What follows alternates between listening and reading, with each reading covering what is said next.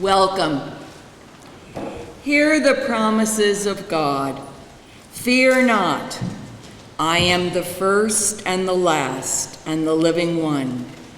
I died, and behold, I am alive forevermore. We gather this morning to celebrate the life of Gary Miller.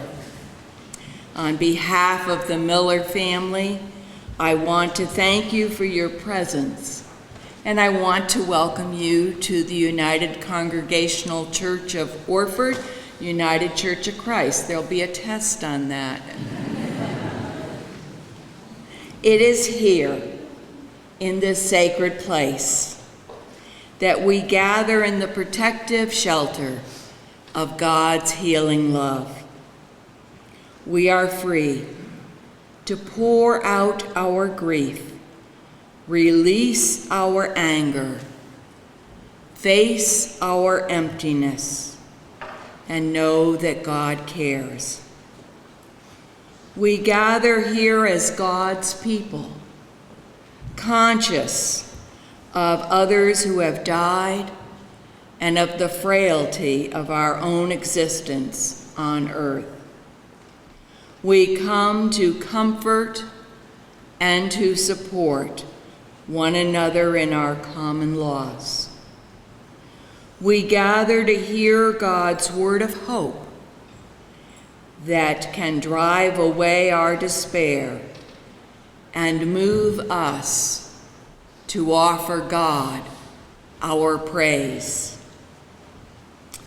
We gather to commend to God with thanksgiving the life of Gary Miller as we celebrate the good news of Christ's resurrection. For whether we live or whether we die, we belong to Christ, who is Lord both of the dead and of the living. Our invocation is responsive. The words are printed in your bulletin. Let us direct our thoughts toward God. Draw near to us, O God, as we draw near to you. Let us pray together in unison. Our Father, who art in heaven, hallowed be thy name. Thy kingdom come, thy will be done, on earth as it is in heaven. Give us this day our daily bread, and forgive us our trespasses, as we forgive those who trespass against us. And lead us not into temptation, but deliver us from evil. For thine is the kingdom, and the power, and the glory forever. Amen. Those of us that are fortunate enough to call northern New England our home are blessed with Psalm 121. I lift up my eyes to the hills. From where will my help come? My help comes from the Lord, who made heaven and earth. He will not let your foot be moved. He who keeps you will not slumber. He who keeps Israel will neither slumber nor sleep. The Lord is your keeper. The Lord is your shade at your right hand. The sun shall not strike you by day, nor the moon by night. The Lord will keep you from all evil. He will keep your life. The Lord will keep your going out and your coming in from this time on and forevermore. Gary had always known this part of New England and carried it in his love for his family's camp. Folks have posted from all walks of life and had good things to say about Gary's leadership, his kindness, his caring, his friendship, his skills, his thoughtfulness. The theme that connects is that Gary was a good man. A good man. And that is the legacy he leaves to all of you. A good man. I don't know of any finer reputation than to be a good man. Let us be in the spirit of prayer. O God, our strength and our Redeemer, giver of life and conqueror of death, we praise you with humble hearts. With faith in your great mercy and wisdom, we entrust Gary Miller to your eternal care. We praise you for your steadfast love for him all the days of his earthly life.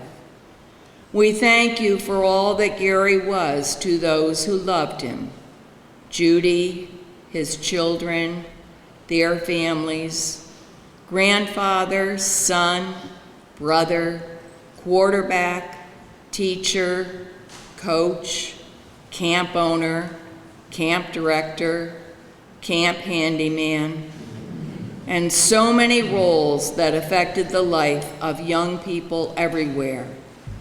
There are not enough words to express how many different things Gary did to make this world a better place for children. New York and Connecticut residences, but his mother's love for a place called Camp Marywood. It seems appropriate that in a place he loved so much, that he would meet the love of his life and begin a 61-year journey together. Gary, a good man, a life of service.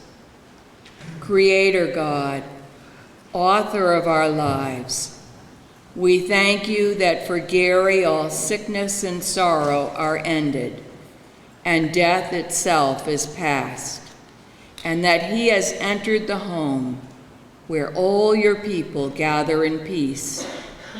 Keep us all in communion with your faithful people in every time and place, that at last we may rejoice together in the Heavenly Father, where Jesus Christ reigns with you and the Holy Spirit, one God, forever.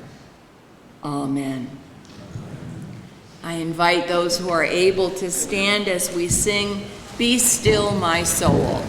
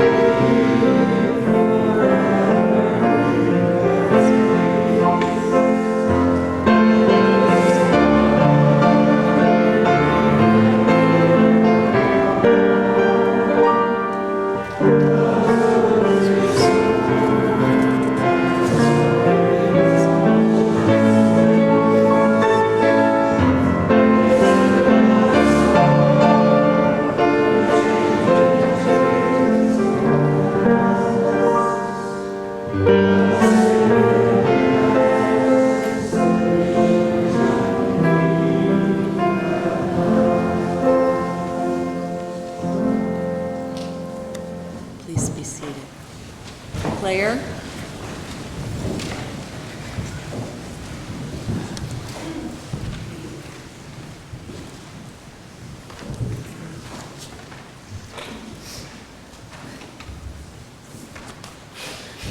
Good morning. I would like to thank you all for coming to today's celebration of my grandfather's life. My name is Claire Miller. Abraham Lincoln once said, "In the end, it's not the years in your life that count, it's the life in your years." My grandpa was a happy man. He enjoyed his life immensely, and he never met anyone that he didn't want to stop to talk to.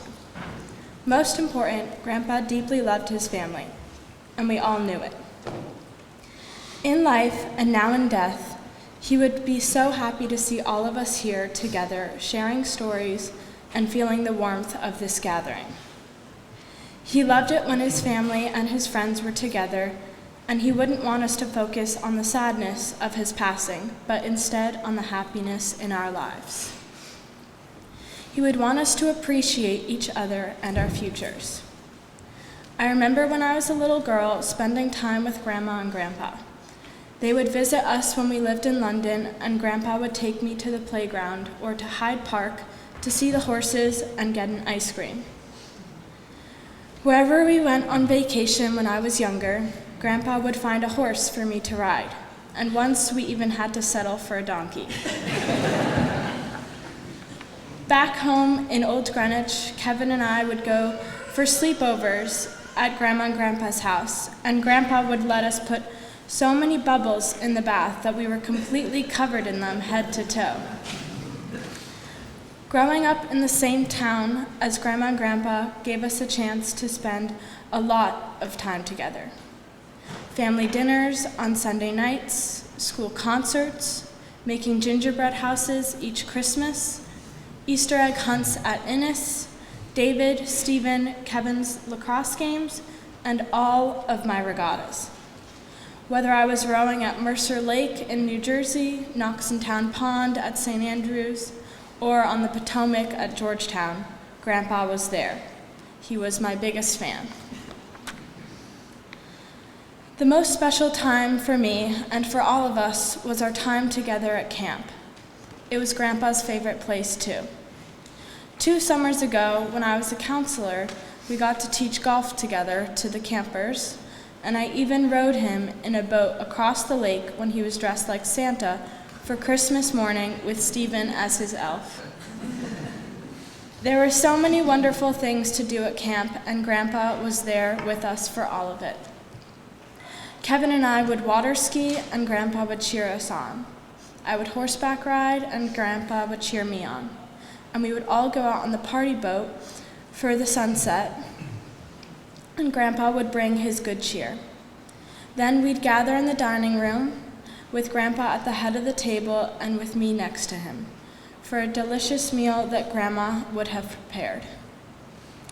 Throughout all of it, Grandpa was so much fun to be around. He loved to laugh and to have fun, and I adored him. Grandpa loved his grandchildren and enjoyed being with them and supporting them. And spending time with him made all of us feel good inside. Sometimes he would find feathers while mowing the fields at camp, and he would mail them to me at school to remind me of camp and let me know that he was thinking of me. I can see that my dad got his fun-loving spirit and his love of life from Grandpa. He was also a great teacher to have, not only for Dad, Aunt Susan, Uncle Mark, and us, but also for everybody. He was selfless and kind. He loved being a parent and a grandparent, and he was so very good at it. Grandpa, I will always miss you. I will miss your smile, your kindness, and your unwavering support. But I know you are happy in heaven, and we know that you'll continue to be cheering us on in everything that we do from up there. And we have so many wonderful memories to hang on to. The world is a better place for having you here, and you will long be remembered. Your guidance and love will always be with us. I love you, Grandpa.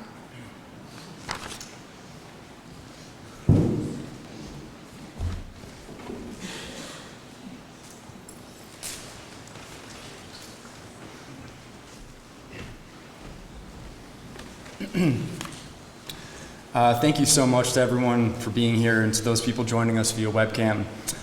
In thinking back on my relationship with Grandpa, I realized just how much time we were able to spend together.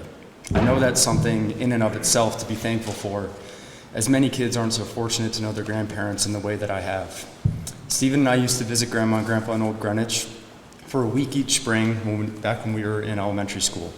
We would go into the city every day, visiting places like the Intrepid, Statue of Liberty, and Nike Town. We'd grab pretzels, a Snapple, and then go back to their place to watch movies, always making a pit stop at Baskin Robbins for some world-class chocolate ice cream, which only they served.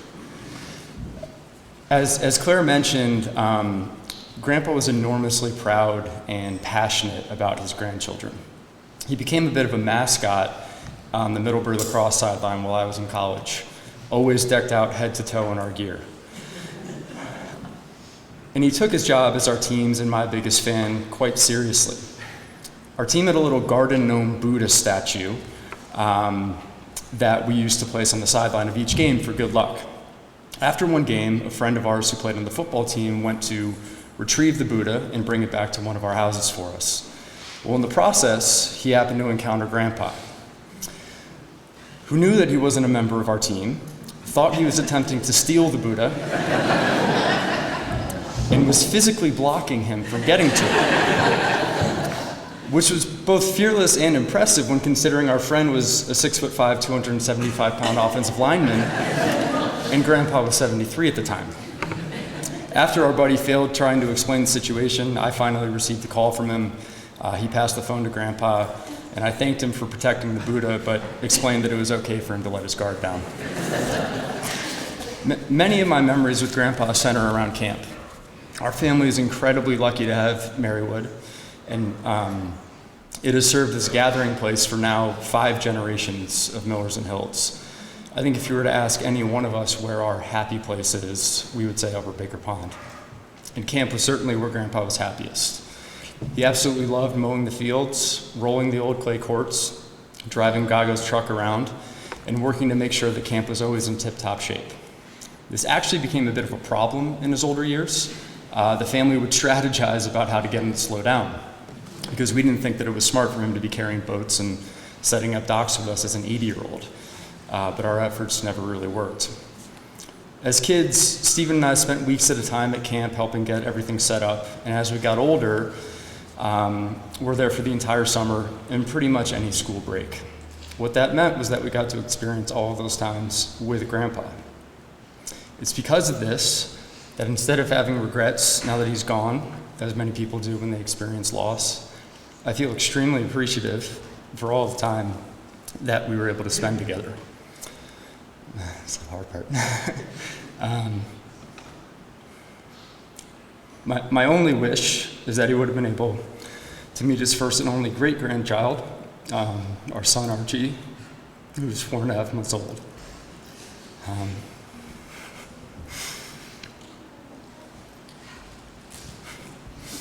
Sorry. I know that he would have loved that.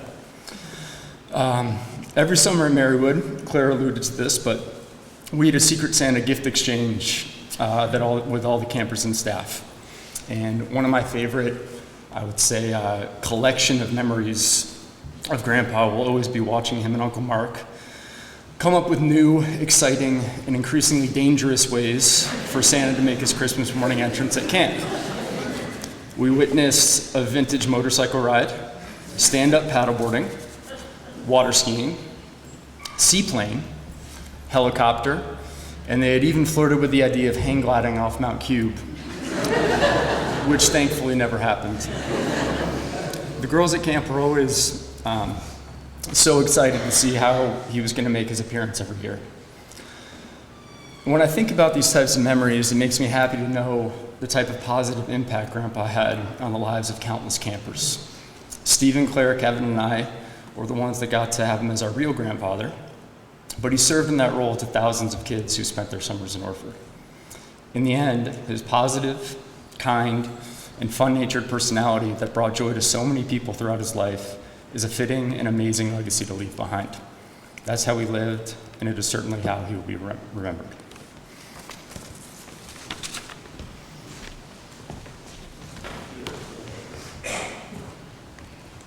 Thank you, Claire and David. We're going to stand again if you feel that you're able and sing Joyful, Joyful.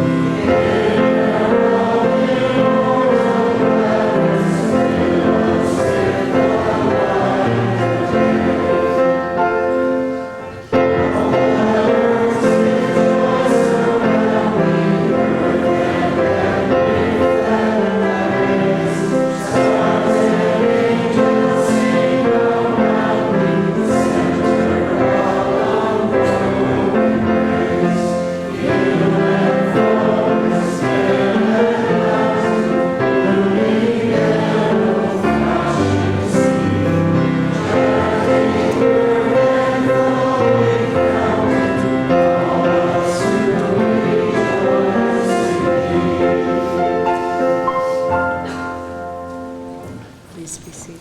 Jim?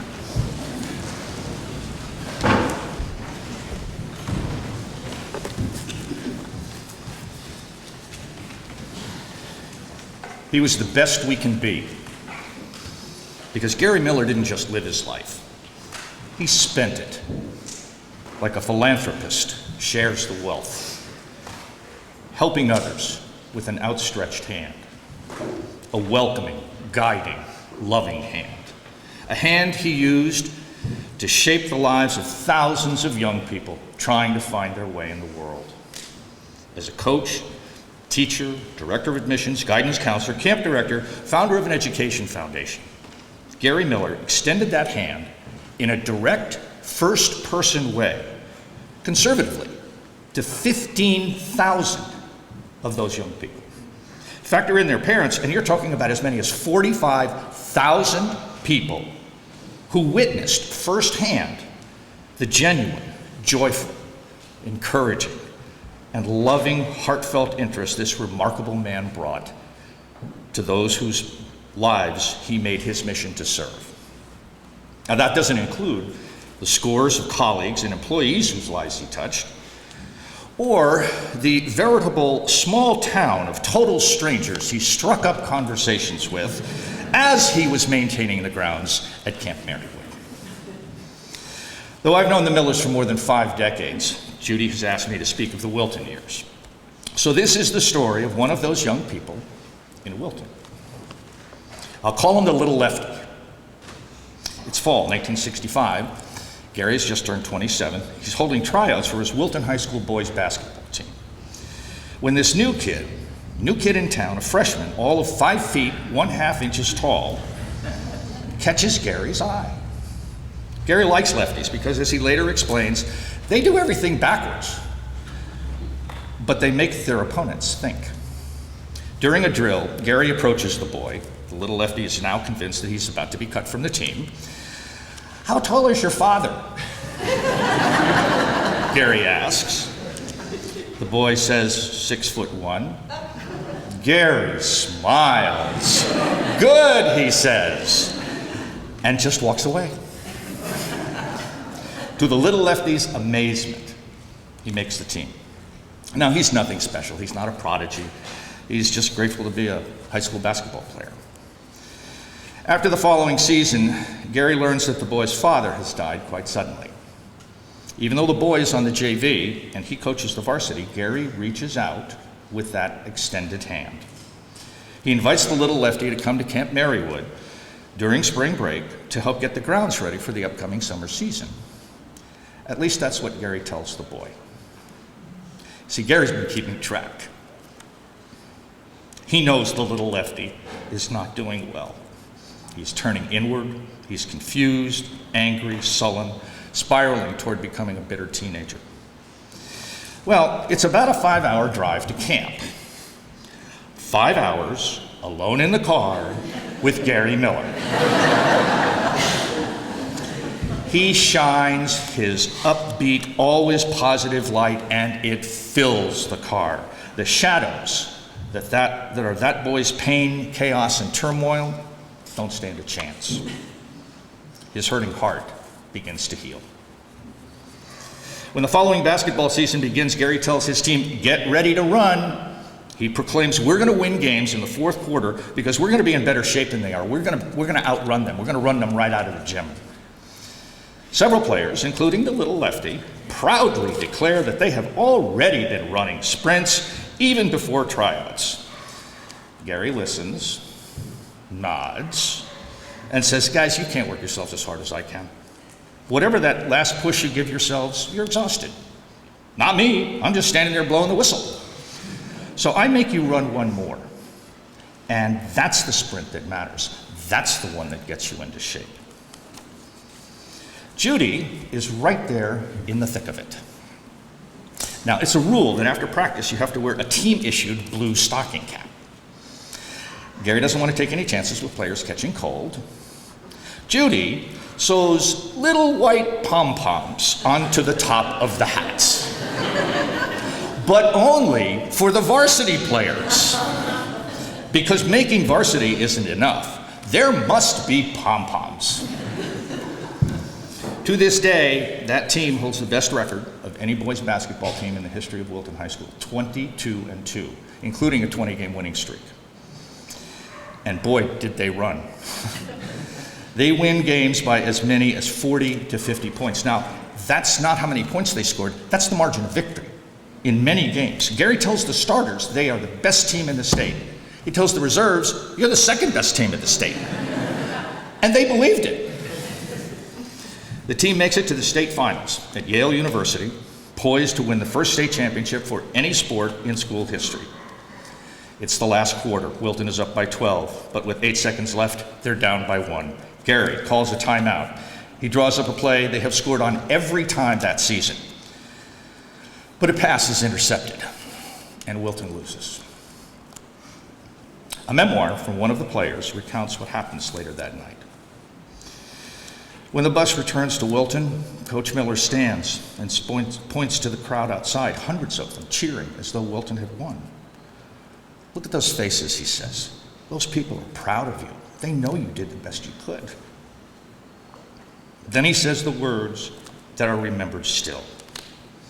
"Now, each of you has a choice when you get off this bus tonight. Sometimes you lose. That's what happens when you screw up. Sometimes you get beat. That happens when the other guy is better. And sometimes you can be defeated. That happens here," he says. "Tonight, we simply got beat. So I don't want to see anyone getting off this bus defeated. I don't want to see one pair of eyes looking down."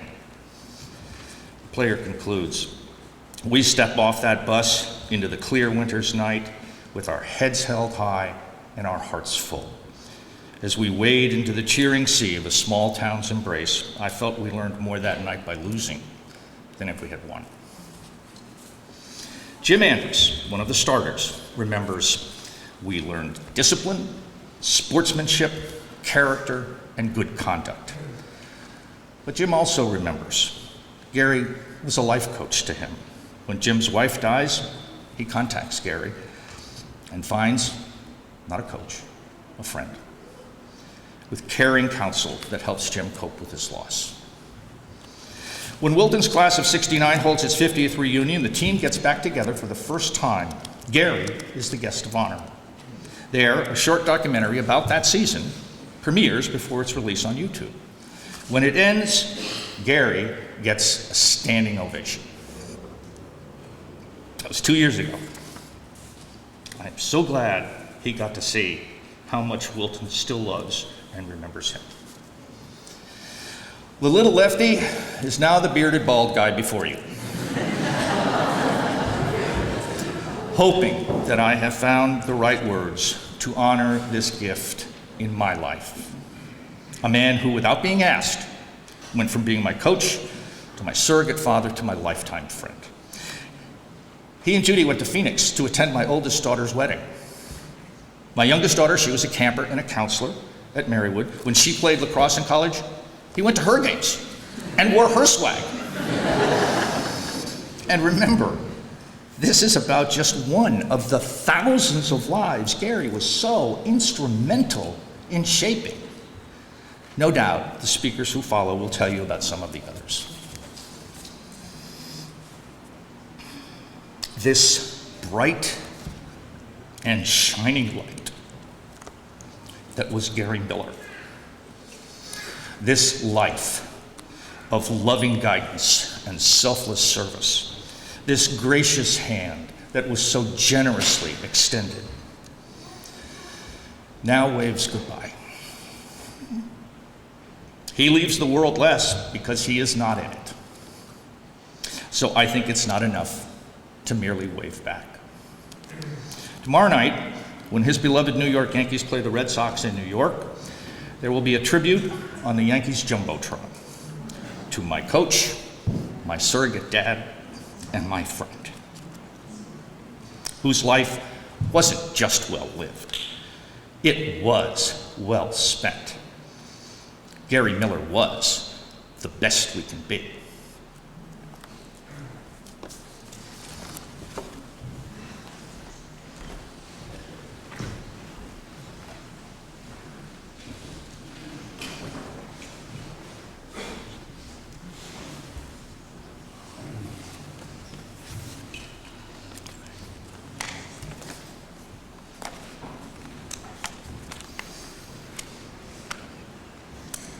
Good morning.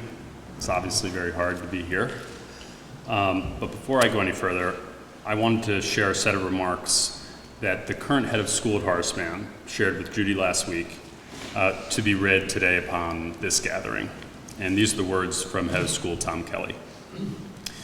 Good morning. I'm Dr. Thomas Kelly, the 9th head of school at Horace Mann, and for the past 16 years, I've had the honor of working alongside Gary in his capacity as a former employee and a trustee of our Summer on the Hill program. In short, there was nothing not to like about Gary. His smile and warm presence made him a welcome presence everywhere he went on campus and anywhere his voice was needed. As an alumnus, we continue to celebrate him as a leader among leaders during his time on campus as a student and former employee, a mentor of students. In his nearly 30 years as director of admissions at HM, he created and shaped our community, and that legacy lives on in the children of alumni who join us at HM today because Gary invited those parents to join this community. As a coach, Gary prevailed in making everyone feel included and valued in ways that were transformative for the individual participant and for the team. Since my first days at HM 16 years ago, rarely did I not hear from Gary multiple times a year, whether I was managing a new program or dealing with the school's difficult past. Gary always had something thoughtful to share or insightful to offer. He was a good egg and had zero interest in stirring the pot. Like he did when he was a student and then as an employee, he just wanted life to be better for everyone. It should come as no surprise that Gary was one of the co-founders of our Summer on the Hill program, a summer and school year weekend enrichment program for talented children in the Bronx, children without the resources to pursue an independent school education. And in keeping with everything Gary was involved with, we continued to see Summer on the Hill students matriculate into Horace Mann each year. I'll miss hearing Gary on the other end of the phone. And let's not forget Gary's lovely wife, Judy, who of course wasn't just along for the ride at Horace Mann. She was an active participant and supporter of Gary's interests there as they became hers too. Judy, we hope to continue to see and hear you in Summer on the Hill's work and our life at HM. In memory of Gary's good work and determination to improve the lives of those he has never met, Horace Mann School is proud to contribute $5,000 to the Moose and Janet Miller Campership Fund. My thoughts and prayers are with Gary's wife, children, and extended family members. Much love to everyone, Tom. Greg, I hope that won't count toward my allotted time. So let me paint this picture for you. It was the mid-90s, and Coach was working on completing his third decade at the helm of admissions at Horace Mann. And I was a sprouting 8th grader, a lefty, actually, whose older brother was the captain of the varsity golf team. Now, back then, in order to play a varsity sport before being in high school, the New York State Independent School Athletic League required a student, an 8th grader, to complete a host of physical challenges that would test the capabilities and credibility of the 8th grade applicant to compete at the varsity level. So I met Coach in the basement of Spence Cottage in a boiler room, across from the nurse's office, that a couple years and one renovation later would become my mother's office when she joined the admissions staff. But at the time, it was a boiler room, where a simple sneeze would send a cloud of ancient dust that probably knew Tillinghast himself across the room. This is where Coach asked me, a not quite through puberty, piddly little Jewish boy, to perform the 100 chin-ups that were required by the state to prove my arrestingly mature upper body strength to pass the test. Neither of us was certain whether the pipe that I was to use as a pull-up bar would be scalding to the touch, or if it would come right down on my head. After a few chin-ups, we went upstairs. We walked upstairs to Coach's office, where he had already moved one of the leather Chesterfield sofas to the side so that I could perform the standing jump of 8 feet in length without hitting the chandelier, a heroic measure that apparently the State League thought would prove my worth. When I didn't even approach the threshold length, Coach expressed bewilderment at the metric on the page, said it must have been a typo, and checked the box. The final gauntlet was the mile sprint. We headed across campus, walking by the plaque honoring his father Moose, on the way to the upstairs track in Prettyman Gymnasium. And here I must have truly tried Coach's patience. Required to circle the gym in a dozen laps, either I got dizzy or Coach got bored, because 5 or 6 laps into the effort, I was miraculously certified and officially joined the Horace Mann varsity golf team as an 8th grader. Coach wasn't going to have it any other way. Now, I was a decent golfer, so sure, may have helped our standing that season to have me in the 5th or 6th slot in competitions, but I think more so on his mind was that this was the one year that my brother, Noah, then a senior and second-time captain, and I, an 8th grader, could compete together on the team. I always thought of that as a gift that Coach had given to me and to Noah, and especially to our parents, whom he loved and who love him so much. Now, before I go any further, I must thank Judy and the entire family for giving me this true honor of speaking about Coach on behalf of the Horace Mann community. Now, I was moved by the invitation to speak, but it was also an invitation to learn. In speaking with Greg, with Robert Heidenberg, with John Meltzer, and many, many others, I had the chance to hear how Gary became a substitute dad to Robert Heidenberg, whose own father had passed away shortly before Robert joined Coach's golf team, or how the Millers and the Meltzers were really one blended extended family, and other remarkable stories about how Coach left an indelible mark on so many lives who came through Horace Mann. I heard funny stories, inspiring ones, poignant ones. Most of all, though, I heard a raw and deeply held emotional bond to Gary Miller that so many people still feel so strongly. For at least 30 years, if not many more, Gary Miller was synonymous with Horace Mann. Certainly the family name has been probably for well over twice that. Gary came to Horace Mann as a young teenager to join the class of 1956. In Gary's freshman year, senior Robert Ackerman penned the alma mater. And as one alum told me, like the alma mater says, Gary was the beacon that lit our way, and we passed our youth beneath his guiding hand. Horace Mann was a family affair for Coach from those earliest days, as we all know. His father, Moose, presided over the athletic department from 1937 to 1968, where he also taught English and math and coached baseball and basketball. And Coach's mother, Janet, was a larger-than-life presence on campus as well, making sure all the boys wore the right uniform and that their haircuts were the appropriate length. I actually got a haircut yesterday, just in case she was watching. And I'm not sure they took off enough. As one alum put it to me, no one messed with Janet. Coach graduated in 1956 and came back a dozen years later to join the staff and take over as head coach of varsity football from his father. Shortly thereafter, he joined Harry Allison in admissions and took over as director for nearly 3 decades. Along the way, he coached a number of other teams as well, including, of course, varsity golf, and built and chaired the Summer on the Hill program. It always seemed to me that Coach had life figured out, and being on his golf team, you could see exactly what that meant. So first thing in the morning, you'd run up the stairs of Spence Cottage, right in the middle, big wide front door swinging open, perfectly sized to enter in with a golf bag on your back.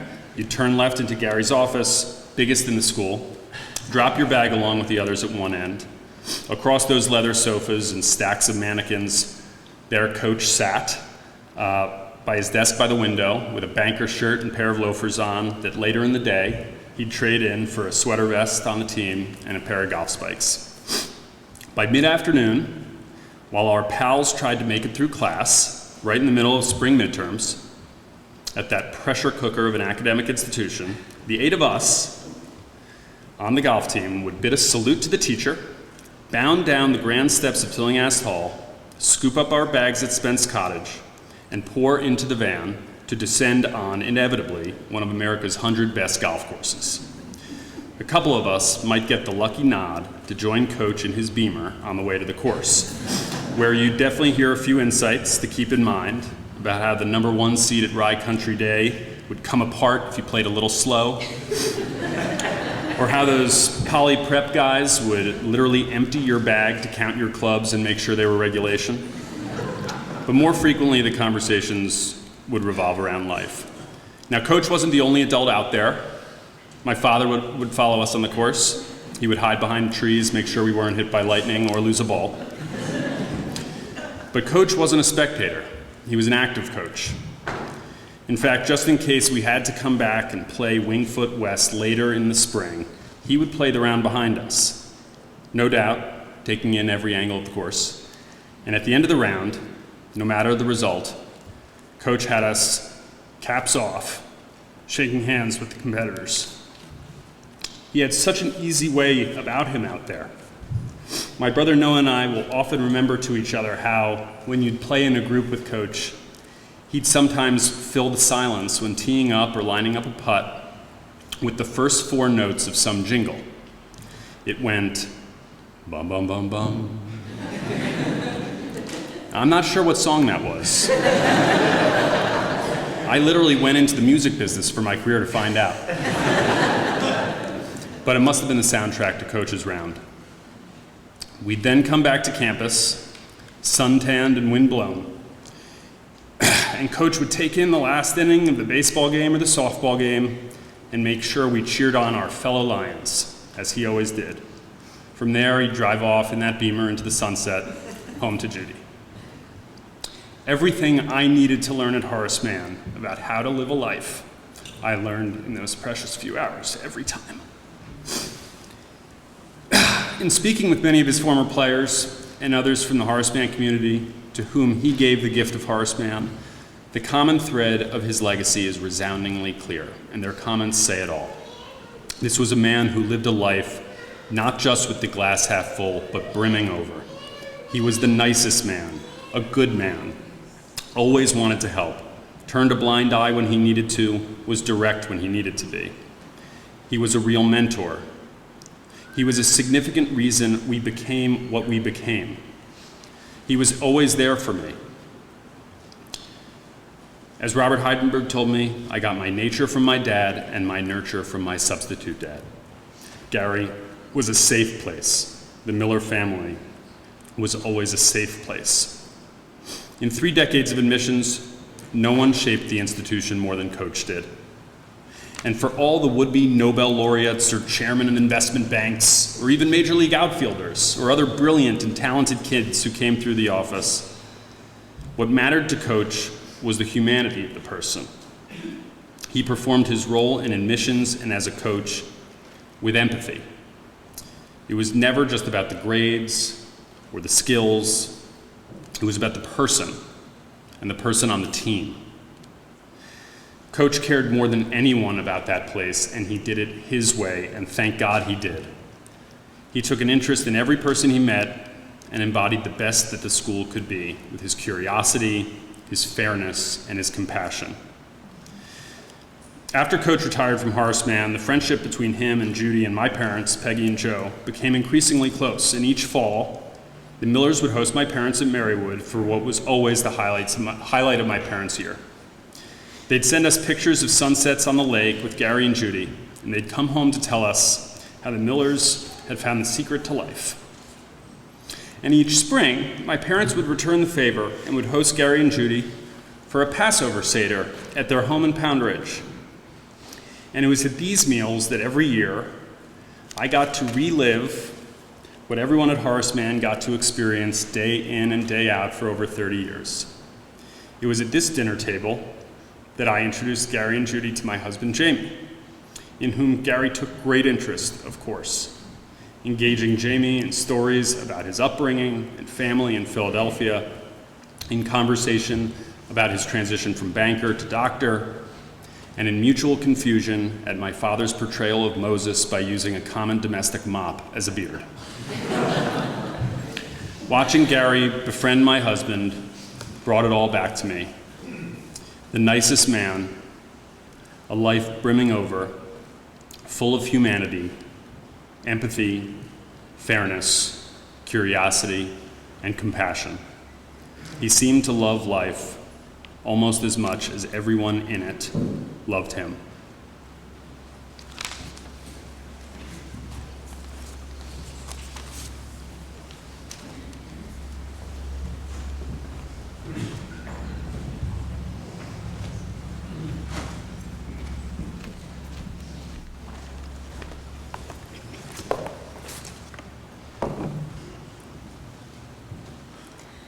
Through the years our memories cling around you. Through the years our voices sing and surround you. Good morning, I'm Nancy Porwick-Weiser. Susan, come on, introduce me. Marywood was my summer home from 1973 to 1979 and 1981. I was beyond blessed to enjoy camp all over again as a parent from 2007 to 2015. After Susan called me in early May to ask me to be the speaker representing Marywood today, these two lines from our alma mater started to play in my head. I immediately thought that I could not be the sole voice. It is our voices that sing and surround Marywood and Gary today, as we pay tribute to our camp dad and a legendary figure in so many of our journeys from girlhood to adulthood. And so began a project of reaching out to over 200 campers, not 45,000, counselors and parents in our beloved community to include their stories and the feelings they brought beyond my own meaningful but singular experience.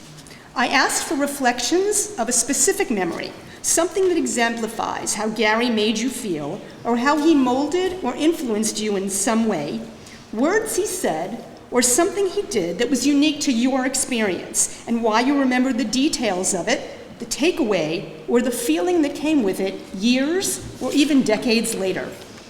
I envisioned themes would emerge that together represent the essence of Gary, that tell a well-rounded story of who he was and what he meant to so many whose paths he crossed.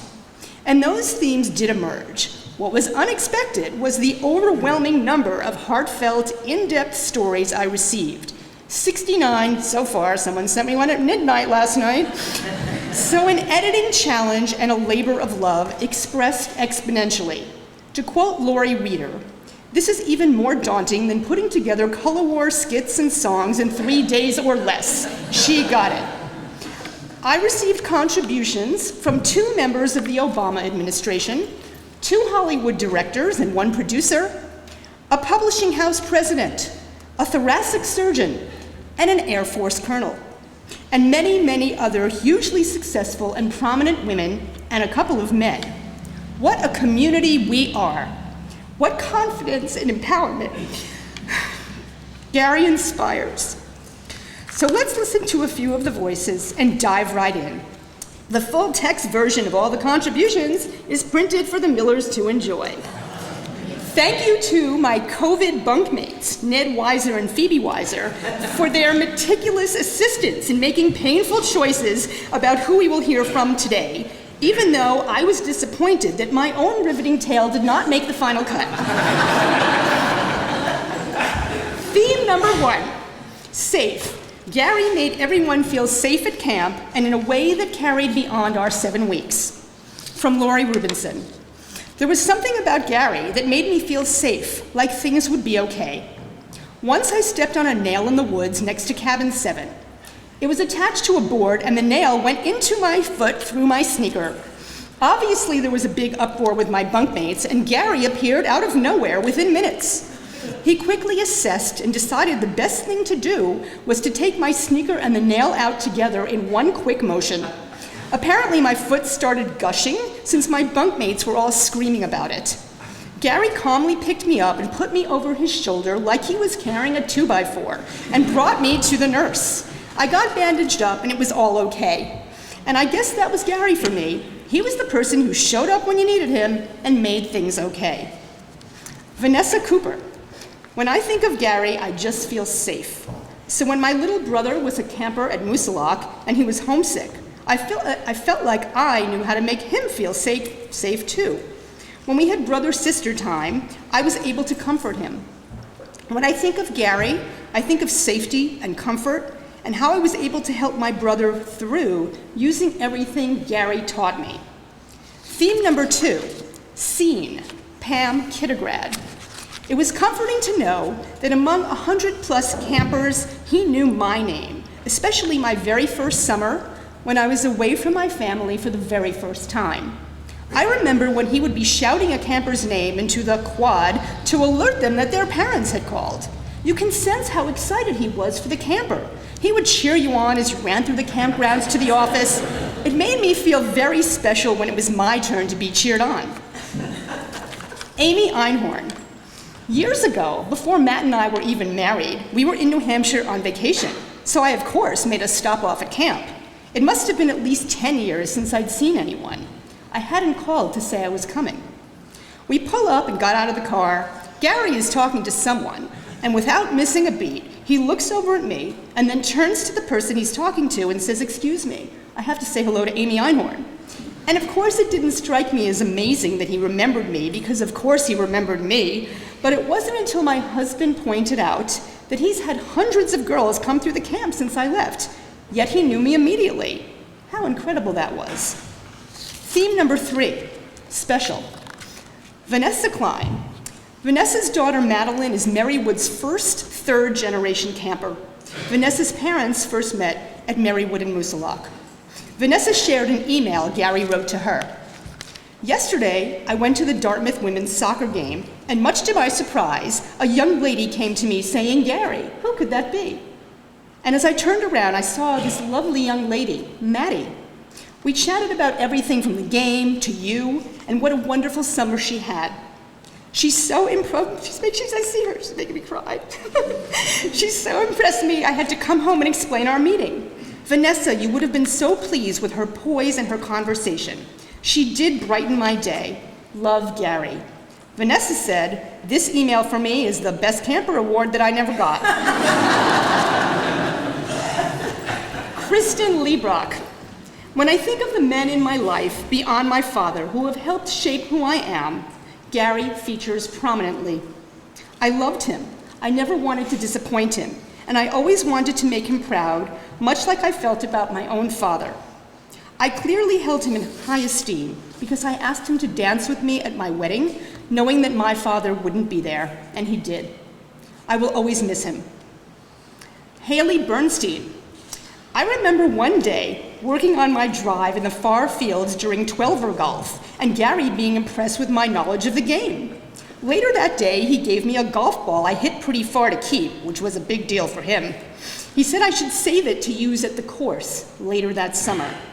We never went to the course, but I cherished that golf ball so much that I keep it in a box with all sorts of camp memorabilia.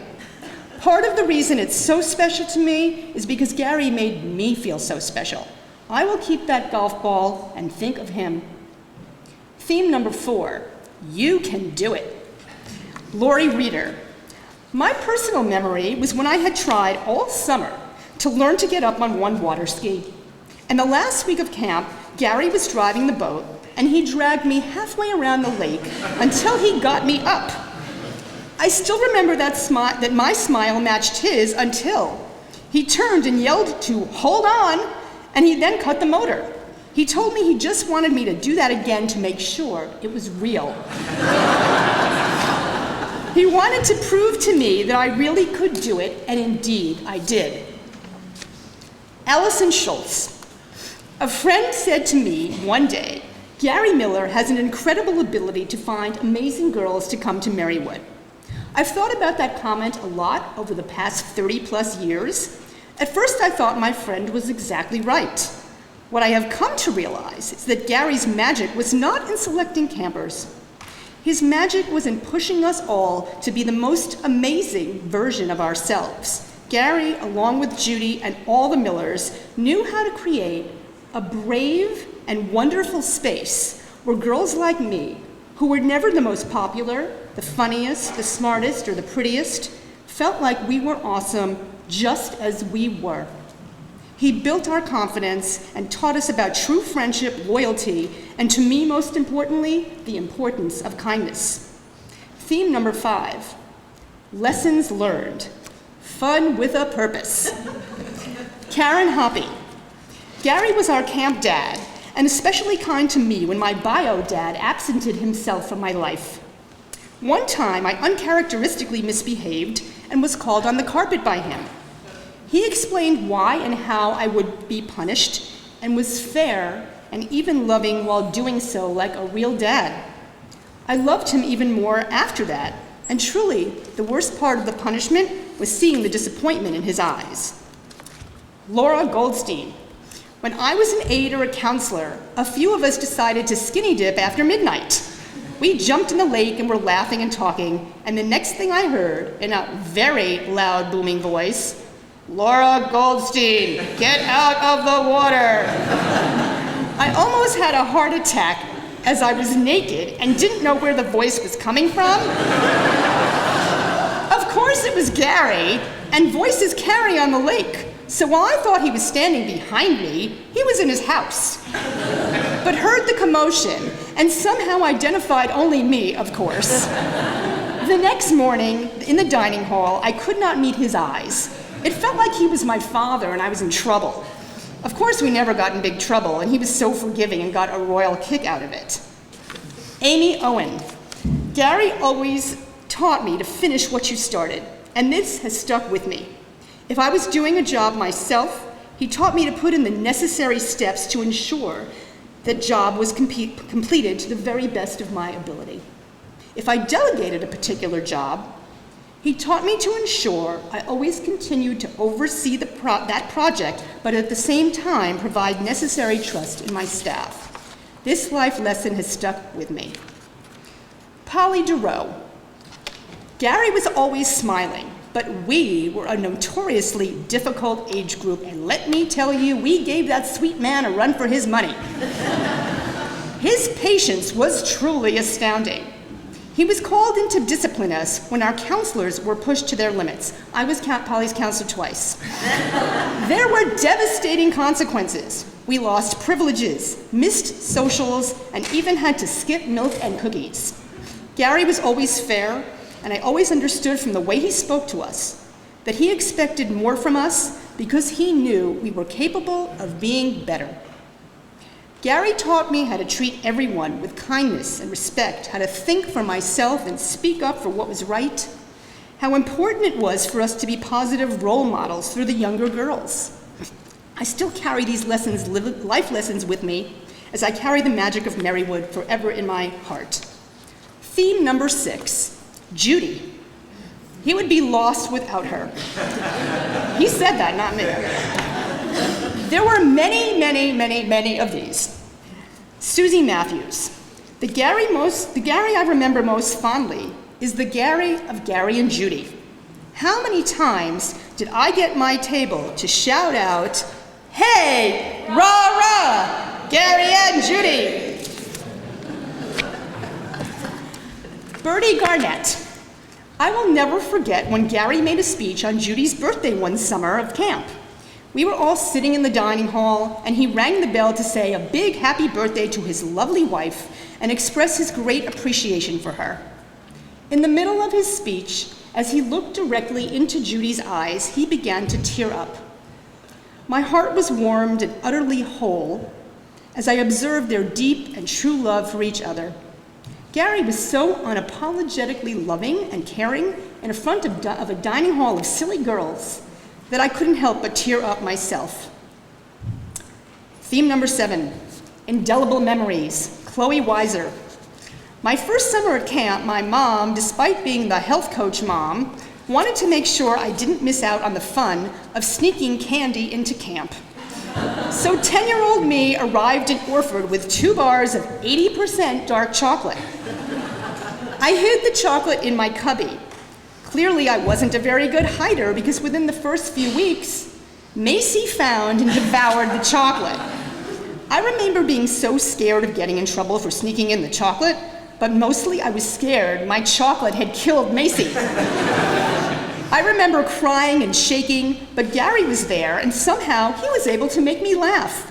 He comforted me and told me it was going to be okay, that the chocolate was just so healthy that Macy was going to be okay. I laughed and smiled, thinking how my mom's sometimes seemingly crazy health habits had come in handy. I'm her mom. So. Gary had that magic to him. He could make campers smile or laugh, even at the worst times. Theme number 8, heard. We had seen, now we have heard. Neil Miller. As one of the only Jewish counselors at camp, I followed Jewish practice and did not bow my head at meals, even when everyone around me did, including lots of Jewish girls. Me, I didn't.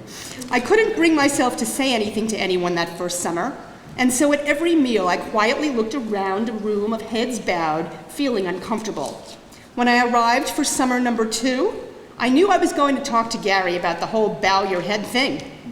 I remember his eyes growing wide when I described this to him. He was stunned that no one had ever raised it. He immediately saw the disconnect of respectful girls following a practice that was not in keeping with their tradition. What about just asking everyone to observe a moment of silence, no further direction? Would that work? Perfect. The very next day, at the very first communal meal of the season, just like that, Marywood became for me an even more welcoming place. Gary showed me firsthand what compassionate, intelligent leadership meant and why it was that everyone was always eager to be their best self for him. He made that so easy. Theme number 9, sexy. Judy Dude Liebrock. As a counselor at Camp Marywood during my later college years, the most prominent memory I have of Gary, along with all the other female counselors, is what a perfect specimen of a male he was. Theme number 10. I missed that. This is the end. All of it. With military precision bringing it together, Reese Liggett. I told Reese his words cross over being seen, feeling special, you can do it, and indelible memories. From Reese. I've known Gary since June of 1959, first as a fellow Musala counselor and soon after as a dear friend at Camp Marywood. Gary always made me feel welcome and valuable as a friend and contributor at camp or wherever. Leading mountain hikes, or at the rock wall, or cranking out burgers July 4th. Even flying with me in the T-34, or just hanging out with him and Judy, and Phil and Judy Liebrock. Gary's knack for hospitality, making others feel important and expressing his confidence in them to bring out their best, were such endearing qualities of Gary Miller that I will cherish forever as sparkling facets in my life.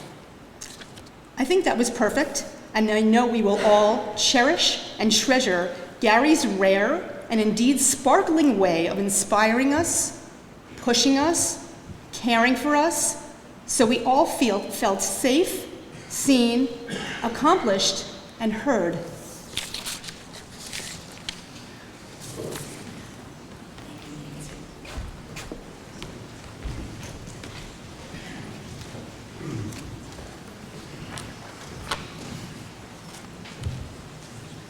I invite you to stand if able to sing For All the Saints.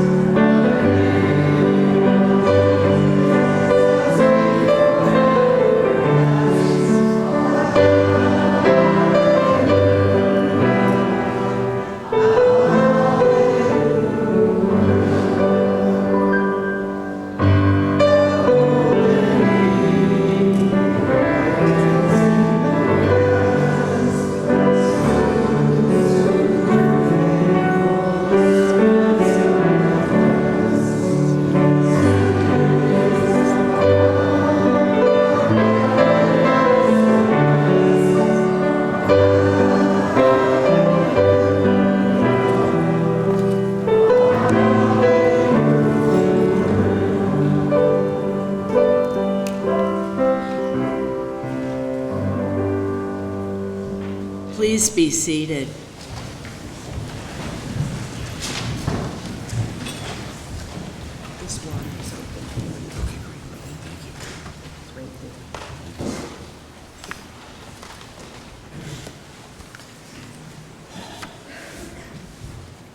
Dad, if you could see, and I believe you can, what all of us here see in this sacred place, the sea of people who are here to pay their respects from all walks of your amazing life. More importantly, if you could feel the outpouring of deep love that you always cherished, you would be the happiest person on earth. Your life was inexplicably cut short, but the life that you had, you lived to the fullest. It was complete and it was wonderful.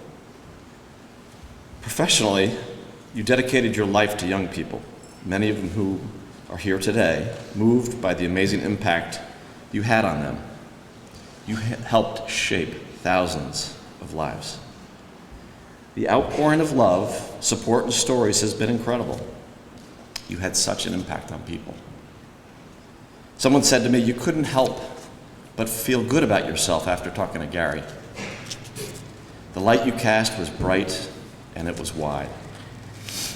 We are all so fortunate to have had you in our lives.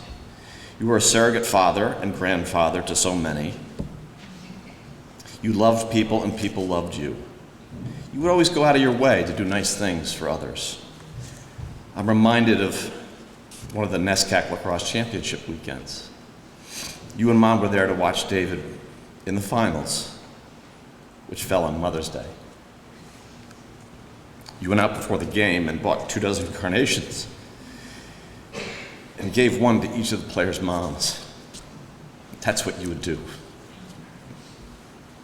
You recently brought your bright light to Hanover, where you and Mom began your next chapter at Kendall. No surprise that you knew half the community in a matter of a year.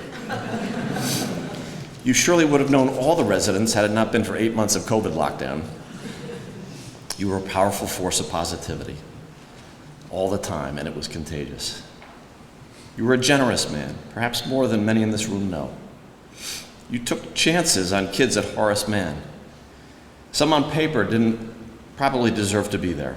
Most of them have gone on to achieve amazing things. You wanted every young girl to be able to experience camp and regularly cover the cost of tuition for many who couldn't afford it. You had wonderful relationships with all the staff and security guards at Horace Mann, and more recently at Kendall. You cared deeply about the Orford community and considered those who worked at camp as your close friends. You fed them lunch whenever they were working. You always reached out to help lift up those who had been knocked down. I remember visiting you at Horace Mann when I was about 10 or 11. We walked around campus, and everyone said hi to you. Everyone. And with a big smile, not just out of courtesy. They were truly happy to see you and say hi. And you said hi back to them by name. You knew everyone by name, teachers and students alike. The same was true at camp. By the end of the second day of camp, you knew every girl's name. It was amazing, and it's what people loved about you. Most importantly, you deeply loved Mom, your children, and you adored your grandchildren and great-grandchild. They could do no wrong. Mark and I sometimes received a hand on the back of the head, which was well-deserved. Susan, not so much. But your grandchildren, they walked on water. You were present in our lives from our very first days. You were always near. As we grew, you taught us sports, coached our little league teams, helped us practice. You threw batting practice, hit tennis balls, threw a lacrosse ball. You taught us to ski. You traveled the world with us. And while sports were more your thing, you came to our concerts and attended our school plays. Thankfully, there weren't many of those. You carved my soapbox car for Cub Scouts one day while coaching the golf team. You collected the carvings in a bag so as not to litter the course. You were there for us all the time. We had dinner together as a family nearly every night, 6:30 sharp, around the dining room table, lit with candles. If we were lucky, the dinner table conversation turned to the subject matter of health class that you taught at Horace Mann. Drugs, alcohol, sex, all the good stuff. Our time together was a benefit of your career in teaching. We were loved and supported, and you always wanted to be with us. It was mutual. Jude and I lived in London for 3 years. We would plan trips in Europe. Jude would say, "We should ask your parents if they want to join us." I would answer, "I will, but you know if I do, they're coming." No matter where it was, you wanted to be with all of us. Those trips were amazing. We never wanted for anything, and we had amazing times together, many of them at camp. Camp was always a source of pride for you. You loved sharing it. We had family camp with our family friends from home. My graduation party, Susan's wedding, Mark's friends and his wedding celebration. You even employed our friends at camp, which was really brave. But I think it was our time at camp that we will always cherish. Most of you know about camp, the 7-week program that Nancy spoke about, but it was the time before and after camp with you that was my favorite. When the calendar hit Memorial Day, it was time to head north and begin the 3-week process of getting camp ready, 7 days a week. 8:30 to 4, we worked side by side. We were the 5 of us. We worked in t-shirts, covered in bug spray. We would paint, build cabins, repair the floats, put the docks in the water, fix the pipes, mow the lawn. Day after day until it was absolutely perfect. You wanted it perfect for when the kids arrived. You loved hearing how good camp looked, and it did. You did the same with your parents. You learned from them the value of hard work and then taught us. If we were in good shape getting things ready, we'd get an afternoon off and we'd play golf together. It was hard work at times, but we loved every minute of it. We were all together. I can remember resurfacing the tennis courts, and we'd be throwing 80-pound bags of Red Top around and then spreading it just right. It had to be perfect in the 70-degree sun. At 4 o'clock, we'd call it quits. You'd always say that, "Let's call it quits."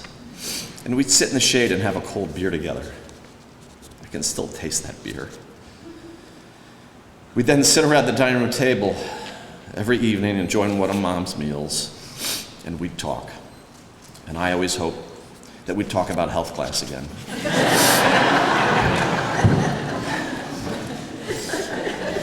Your time at camp more recently turned to manicuring the fields and keeping paint on the cabins. You learned to paint from your father. Much of it went on you, and if the wind was blowing in the right direction, some went on the cabin. The fields became your pride. I really think you would watch the grass, almost tempting it to get long enough before hopping on the mower to bring it back in order. You couldn't possibly have soccer dynamics or the BU women's team play in a field that wasn't perfectly manicured. And when we lined the fields, no snakes. The lines had to be perfectly straight, and they were. I remember last fall, the grass had grown to about 3.5 inches, a full ½ inch too high. The two of us hopped on the mowers and headed out. Over the roar of the mowers, you laid out our maneuvers. You head to that end and cut crossfield, make 10 passes, 10 yards apart. I'll start on this side, we'll meet in the middle, and then circle back.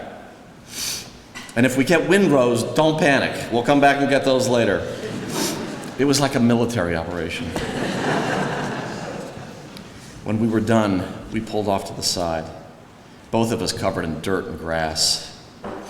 We turned off the mowers, took off our ear protection, and admired the work. It was like a carpet, and it was ready for the next game. I'm quite sure the Lord is, as we speak, adjusting to this new force of nature that has arrived in heaven. You probably knew everyone's name by the end of the second day. You've had a great chat with just about everybody and told most of them about your grandkids. You'll make everyone feel a bit better about themselves.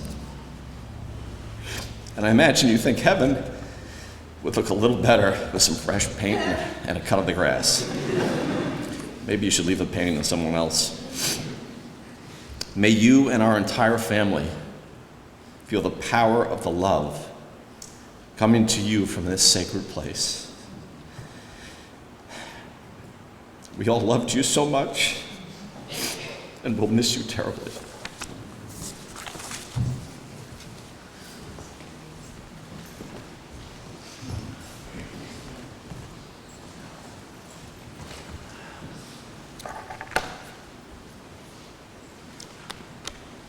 Following the service, I want to invite all of you back to camp where there are numeruno lunches all ready for you to eat. So share some more memories, share the stories of this good man, and enjoy each other's fellowship and company and love and support. I invite you to stand to read with me the 23rd Psalm. Together, the Lord is my shepherd, I shall not want. He maketh me to lie down in green pastures.